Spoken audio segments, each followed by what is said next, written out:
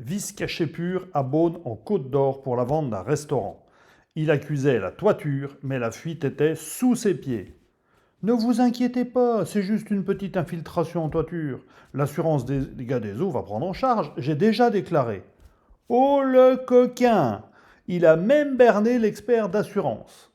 Et c'est exactement ce qu'a répété ce vendeur à son acheteur juste avant de signer.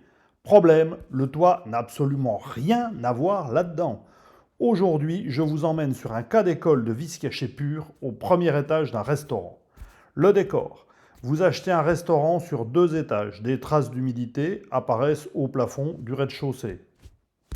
La version du vendeur, c'est la copropriété, le toit a un petit problème, la garantie dégâts des eaux va jouer, j'ai déjà déclaré, tout va bien, l'expert est passé, c'est qu'un petit coup de peinture. Réalité du terrain.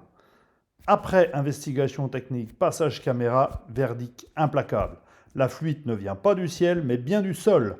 Un tuyau d'évacuation intégré dans la dalle de l'étage est fuyard.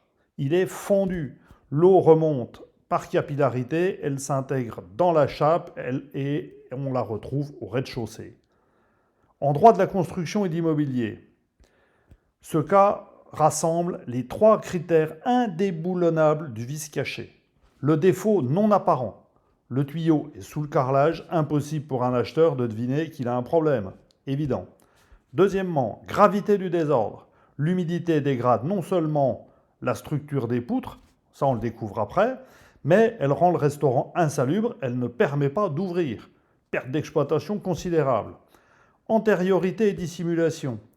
Attribué volontairement ou par négligence, on va lui laisser le bénéfice du doute, un problème grave en disant c'est la toiture alors qu'on sait très bien qu'on a une problématique ailleurs, on ne sait pas où peut-être, mais ailleurs, là il y a une vraie problématique et il y a nécessairement antériorité. Si vous êtes confronté à cette situation, que faire? Surtout, vous ne faites rien réparer avant de faire constater les désordres. La première chose, vous mandatez une expertise technique indépendante pour identifier l'origine exacte de la fuite, recherche de fuite non destructive, analyse colorimétrique, caméra thermique, pourquoi pas, toute mesure possible. Et ensuite, vous faites intervenir un huissier pour figer les preuves avant d'engager le recours en garantie des vices cachés ou en dol. Ne laissez pas un vendeur rejeter la faute sur le toit ou la copropriété sans preuve technique.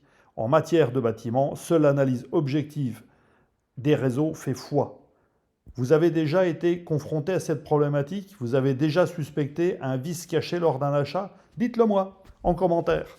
Et surtout, n'oubliez pas de vous abonner à la chaîne et puis de me mettre un petit pouce. Ce sera sympa. Merci, à bientôt.